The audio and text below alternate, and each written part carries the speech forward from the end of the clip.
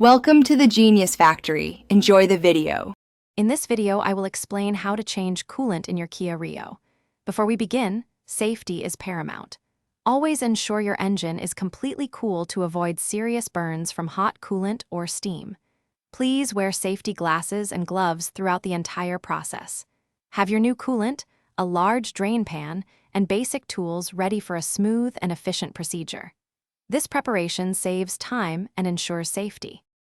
With your drain pan in place, carefully open the radiator drain plug, usually located at the bottom of the radiator. Then, remove the radiator cap to allow air to enter, which helps the old coolant drain faster and more completely. Let the system drain fully, which might take several minutes. Once the flow stops, securely close the drain plug. Dispose of the old coolant responsibly, as it is toxic.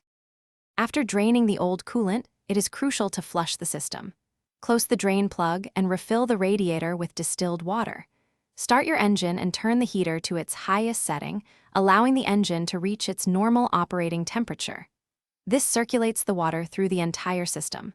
Once the engine cools, drain the water. Repeat this flushing process until the water coming out is completely clear, indicating a clean system. Now, with the system clean, close the drain plug and begin filling the radiator with the correct type of new coolant for your Kia Rio. Fill the coolant reservoir to the full line.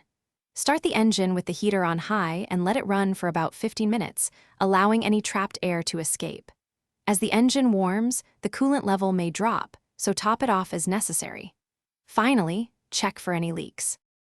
Thanks for watching. If you found this helpful, don't forget to like and subscribe.